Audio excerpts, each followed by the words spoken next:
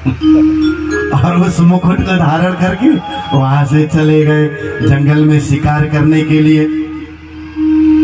अच्छा एक बात, कई बार जब इतने धर्मात्मा थे, इतने पुण्यात्मा थे, तो राजा परीक्षित ने क्या शिकार करने के लिए हिरण को मार करके खाते थे? जब इतने साधु संत की रक्षा करने वाले, सेवा करने वाले, धर्म को जानने वाले महात्मा के समान राजा भी क्या मांस मछली खाते थे? नहीं।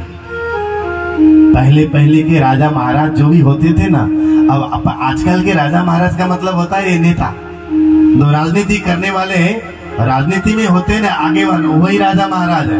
क्योंकि राजा महाराज बिगड़ जाते हैं तो प्रजा भी दुखी होते हैं, राजा महाराज अच्छे होते तो प्रजा सभी सुखी होते। अब पहले तो राजा एक ही होते थे, अब तो महाराज कितने राजा है। संसद में देखिए न, वही लड़ाइयाँ कर रहे हैं, झगड़ा कर रहे हैं। अभी 2 दिन पहले पता है नया बिल पारित हुआ, उसी में हंगामा हो रहा था, है ना, चलते रहता है। हम भी यहाँ देख करके आनंद लेते रहेंगे।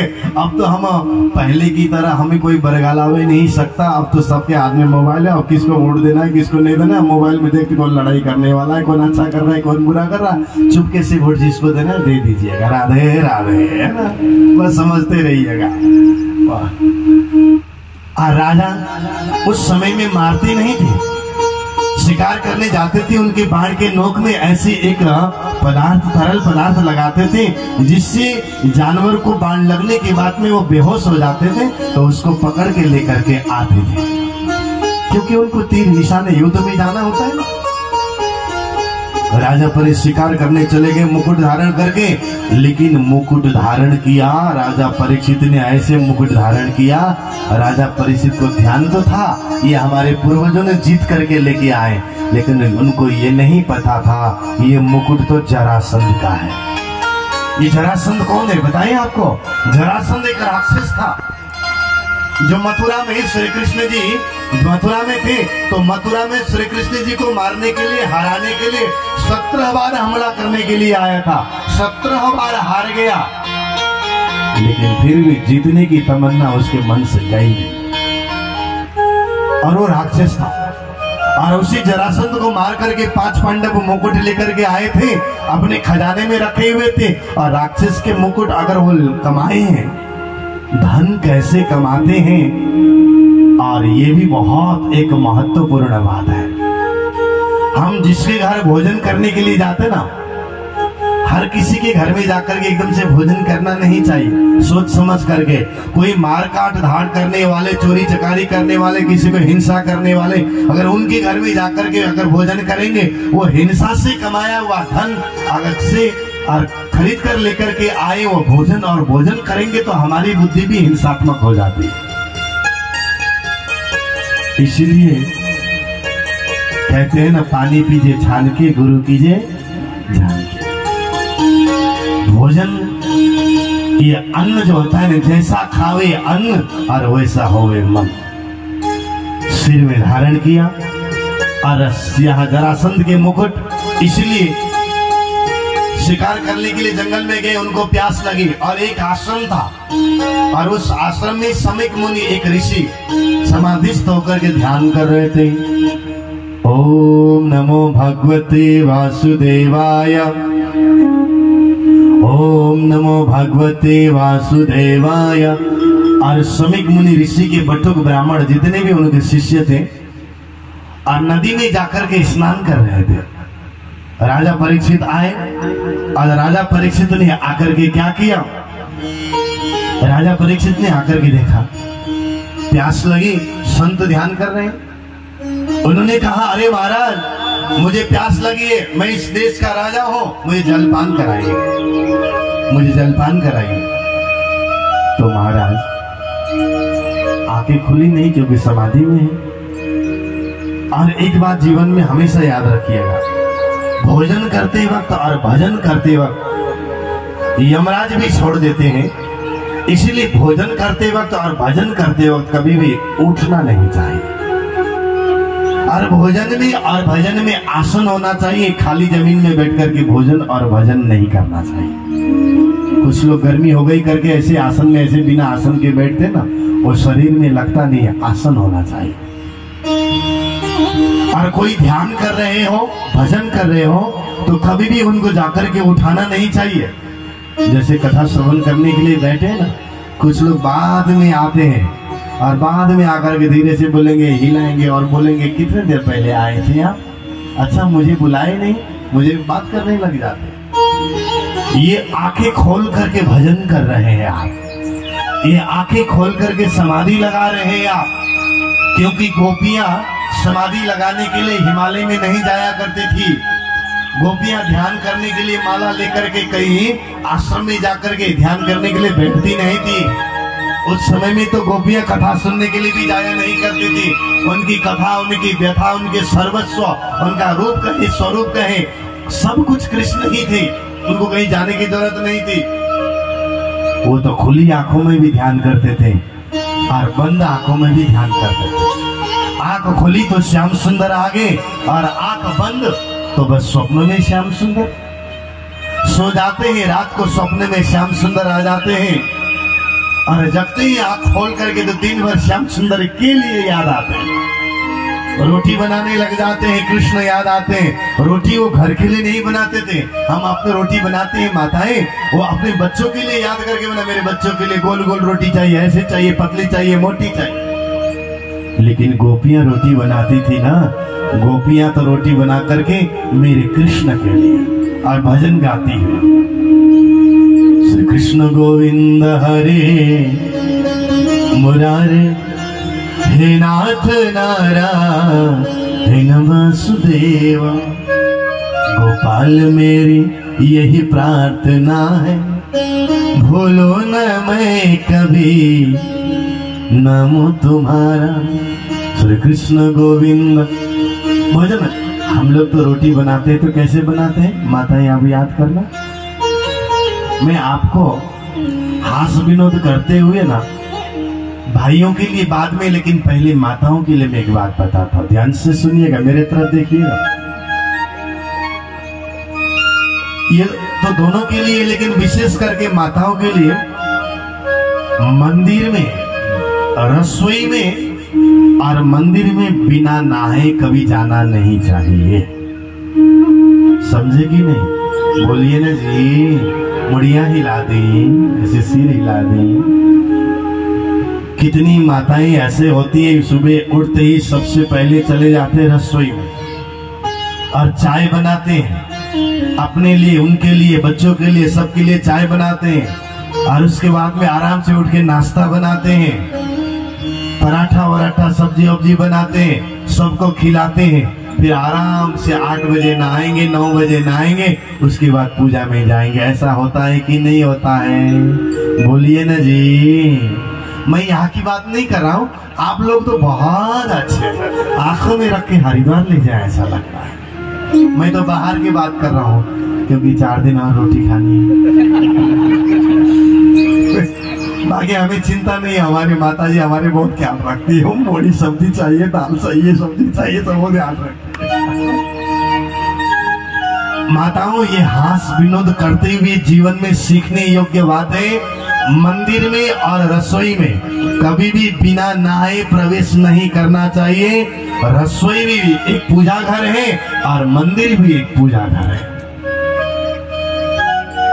स्नान करने के बाद भोजन बना करके, नाश्ता बना करके आप देखिए, उसके बाद देखिए पूजा पाठ करिए, फिर वो बड़ा आनंद आता। हमारे गुरुजी महाराज यही कहा करते थे, राजाराम मिश्रा जी, हमें जिनसे हमने भागवत का अध्ययन किया वृंदावन में, तो महाराज, इसलिए भावार्थ यही है कि हम क्या करना चाहिए, स्नान करके मंदिर में और रसोई में जाना चाहिए। और यहाँ महाराज राजा परीक्षित का मन ऐसा हो गया, कोई ध्यान में बैठी हुई को जगाना नहीं चाहिए था, लेकिन राजा परीक्षित ने आवाज लगे, हे महाराज, मैं इस देश का राजा हूँ। राजा जब आते हैं तो संतों को भी उठ खड़े होकर के स्वागत करना चाहिए, केवल क्योंकि राजाओं का भी, देखिए राजा का मतलब आजकल के नेता, लेकिन याद रखिएगा, जो राजनीति में आगे बढ़ रहे हैं, अगर वो राजनीति में आगे बढ़ने वाले भी अगर गुरु को आगे करके आगे बढ़ते हैं ना, तो जीवन में आगे आगे इतना बढ़ते हैं कि उनका नाम विश्व में हो जाता है। आप लोग सब देख रहे हैं।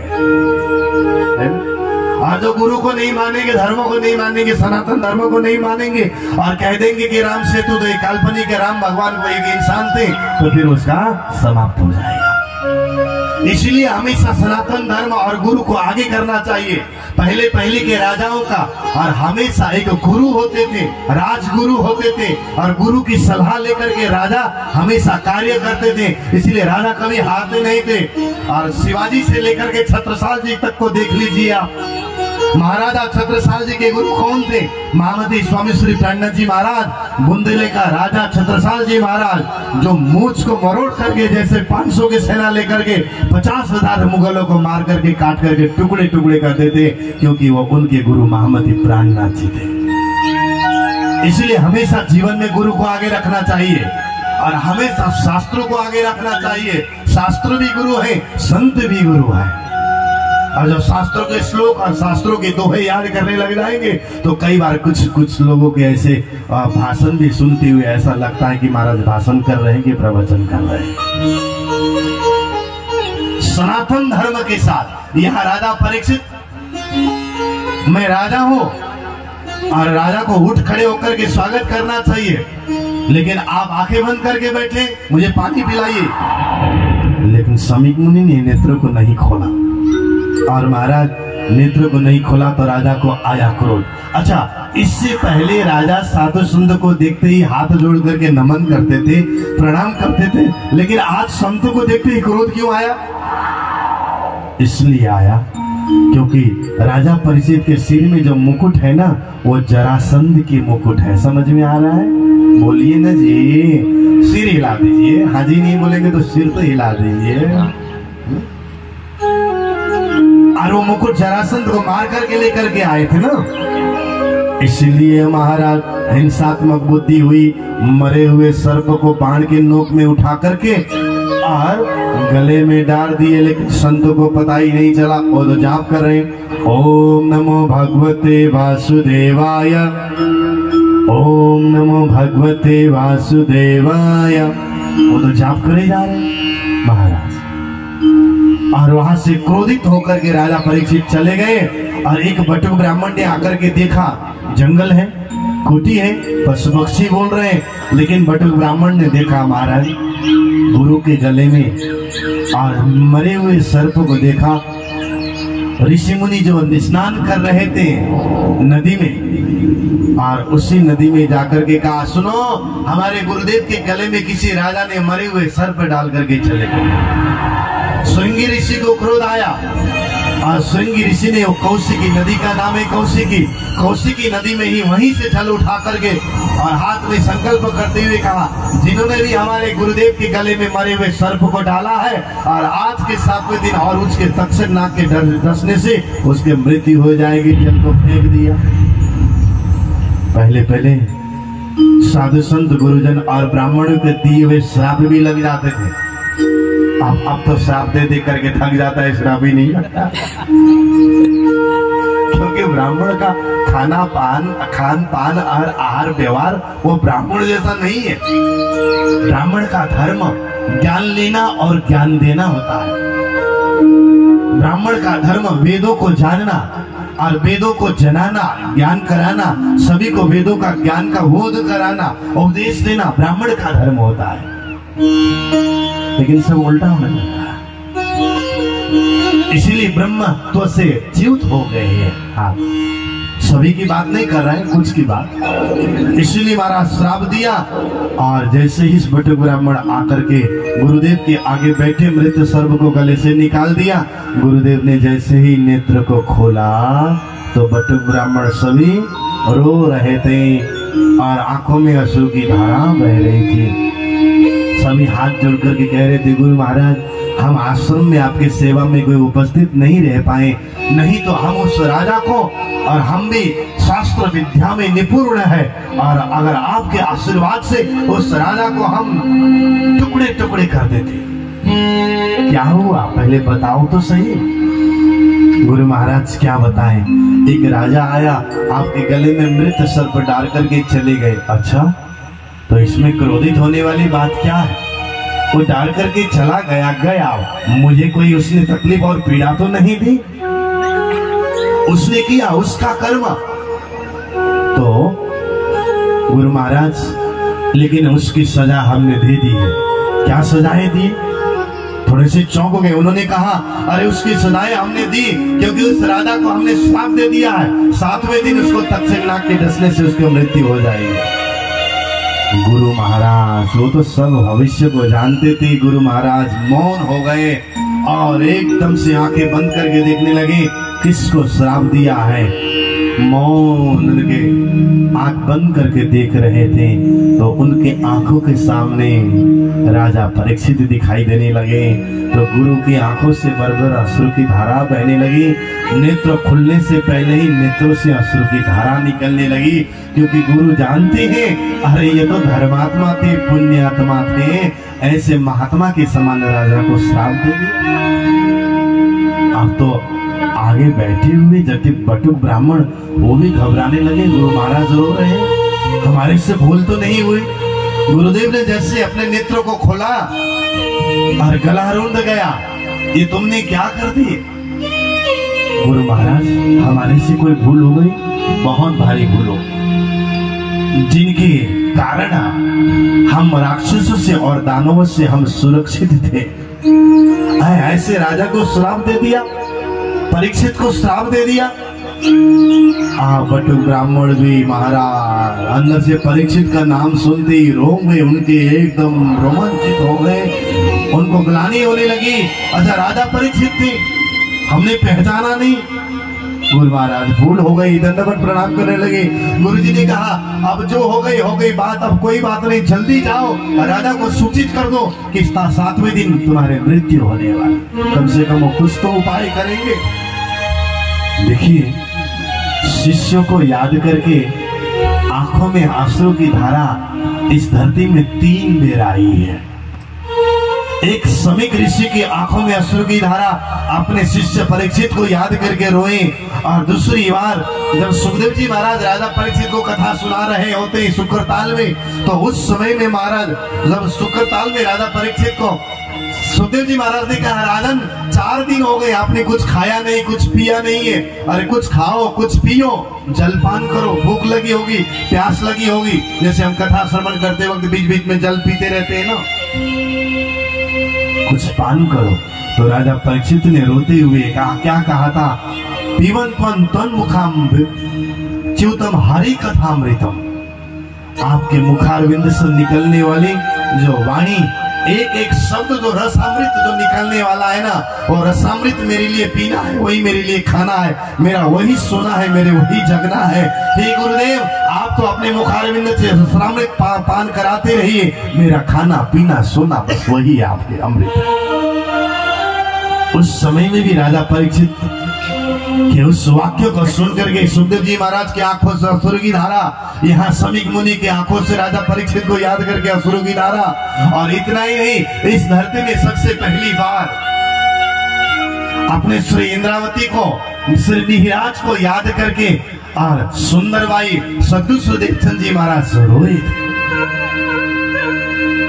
श्रीपाद सनातनपुरी धाम में जब उनकी धाम सुंदरबाई की आत्मा जब परम धाम की ओर जाने लगे, तो उस समय में धाम दरवाजे को बंद देख करके बार बार बालबाई को कहा, अरे बुलाओ निराज को, अरे इंद्रावती को बुलाओ, कहाँ है वो? उस समय में सदगुरु की आंखों में अश्रु की धारा थी। और उसके पश्चात तो महाराज उस दिन को याद करिए जब मेहराज ठाकुर, श्रीजी साहेब जी, श्री इंद्रावती स्वामी जी जब आए सदगुरु के चरणों में, ढोल से